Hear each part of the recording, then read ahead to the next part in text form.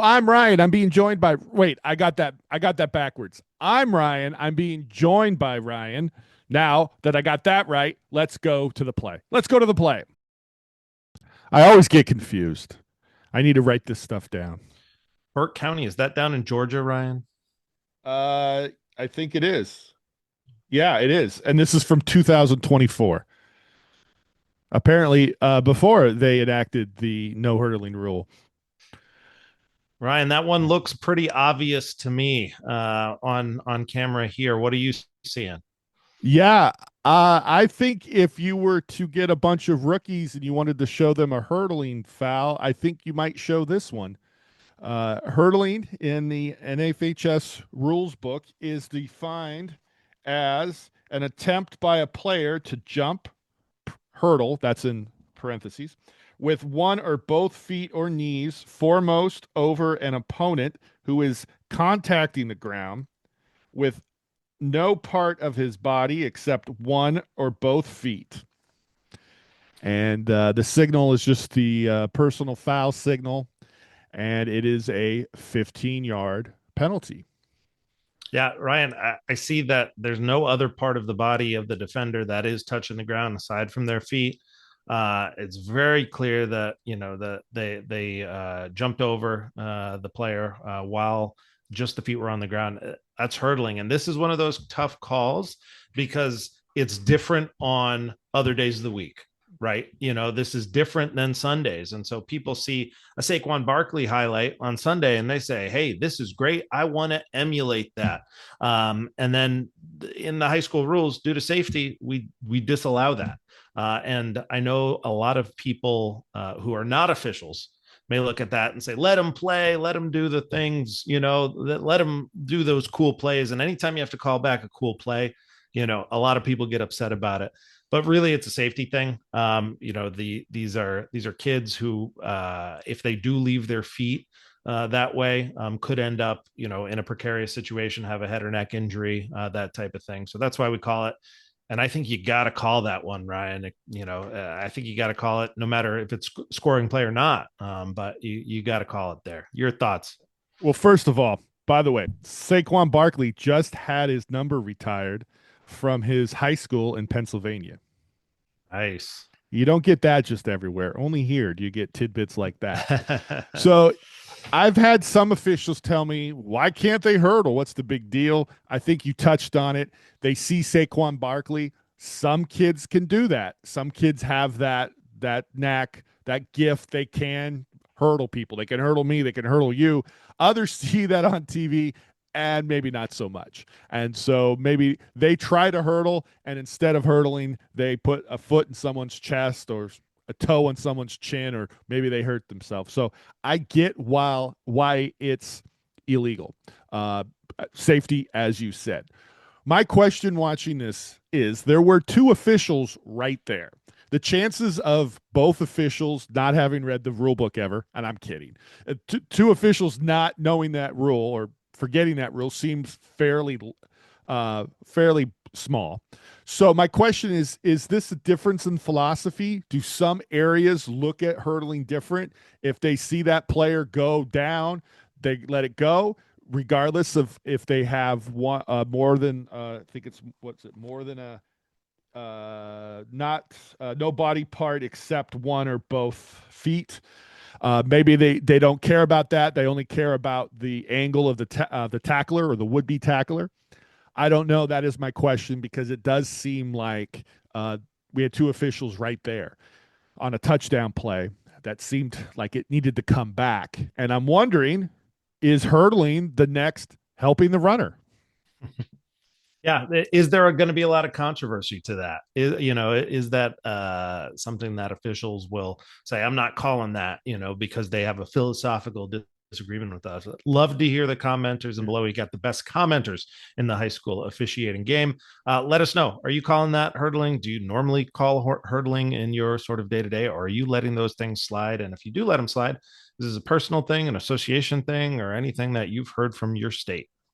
Yeah, in fact, in my experience, and that doesn't account for much, but just in my experience, I think I've seen it overcalled when maybe somebody does have a hand or a knee on the turf, they get hurdled over and the flag comes out. So in my experience, it's been called maybe too much. Maybe in Georgia, in this association, in this state, in this part of the country, maybe it's called the other way, not as much. I don't know. That's my question. Because again, two guys are right there. You'd think one of them would have saw it, and it was a pretty good hurdle. Great Yeah. athleticism by the kid on Oh a yeah. on a great touchdown run. Great run. Hats off to him. Just want to keep everybody safe, and that's why the rule has the caveat of you can hurdle if they have other parts of the body on the ground, and that's because they're way less likely to stand up and push the runner and have them fall in a way that is likely to result in an injury. And the joke, at least in our association, is the signal is the personal foul followed by something like this, like you're running. Would love to see you do that on a field on Friday night, Ryan. My last game, when the bones are just too weary to go on. I'll do something like that. And speaking of last games, you and I, Ryan, we did our first game of the season together. We So, absolutely so did. tell me, how awful was I on a scale of No, one to no, 10? How awful was I? it was you did great. Oh, The thank you. whole So crew did did you. So great. did you. The teams did great. We had a unique situation. One of the teams only dressed 15 people for a varsity game. They had some injuries, some of which were kept people out of the whole game. Some of which people just needed to take a series off, which is understandable given that nearly all those kids were playing both ways the whole game. Big, huge heart and a lot of respect to them for finishing out that game. Ryan, we even had a couple plays where they literally had to only run 10 people out there because they didn't have 11 healthy. A lot of heart for those kids. I give it out to the coach to handle that with grace. And it was they kept it close. They only lost by about 16 points despite all those things going against them. So, but I think you did. I think you did a great job. I think you did a great job too. Also, want to include the opponents, the team that had more than 15 players. They were great too. They totally understood, and where it was really good sportsmanship the whole night from both sides. And you talked about them being shorthanded. They had to use number 66 as a back. They told him just block, and he got excited. He went downfield, and guess who caught him and threw the flag? I know. I know. I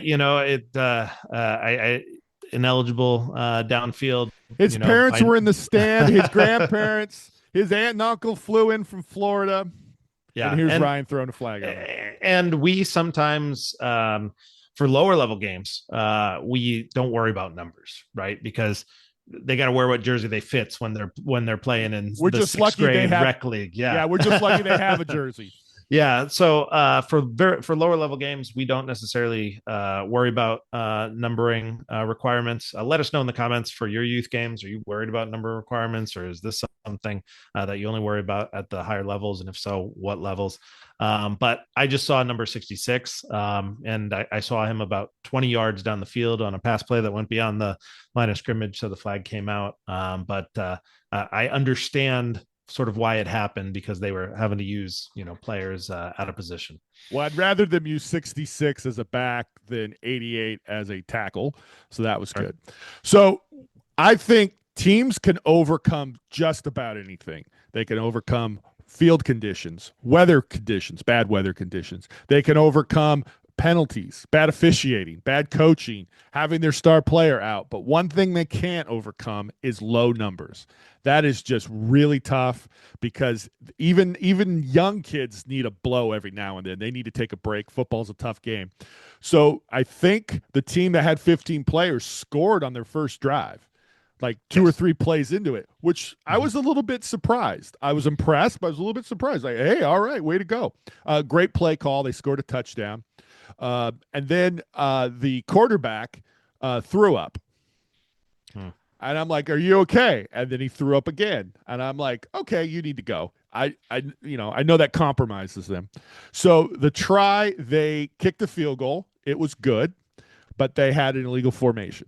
I think you probably ruined that too, right, Ryan? That was my flag as well. I'm kidding. Unfortunately. I'm kidding. It was illegal formation. So then they tried to kick again.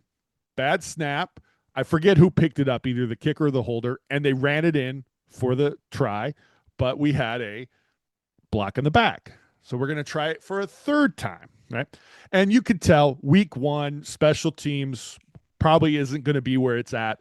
It'll be better later on, but it was, you could tell they've been practicing a lot on scrimmage plays, not on kicking plays. The third try at the try, they line up the kick, another bad snap.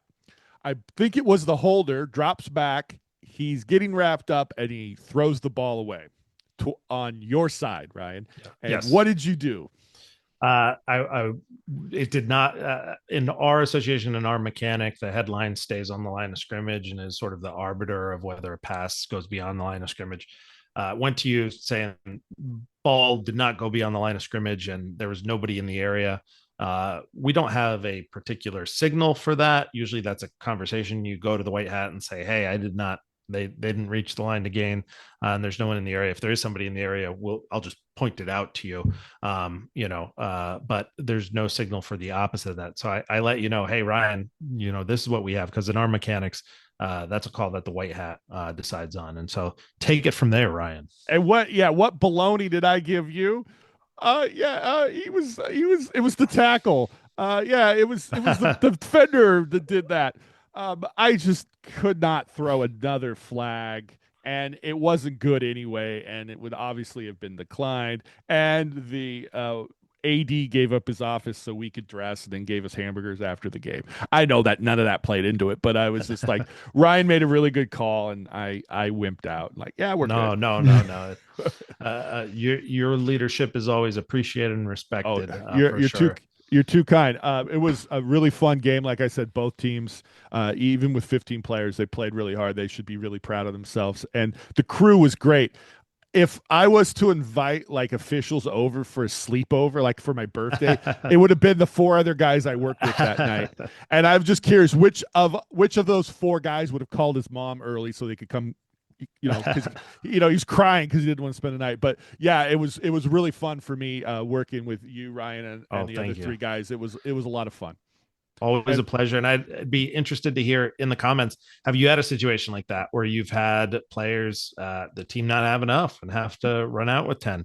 Are you seeing numbers that are lower? We have a couple of varsity teams that have sub 20 players now that we officiate in our association. So are you seeing that where you're located? We're in Southwest Washington, in case people forget, but are you seeing it in your area of the country? Let us know in the comments where, and if you're seeing those numbers dip. I really hope they can get their numbers back up. I really hope so. We'll see. Ryan, it's been a pleasure. It was a pleasure on the field. It's been a pleasure tonight. Thanks for joining us, and we will leave you with the 5th down.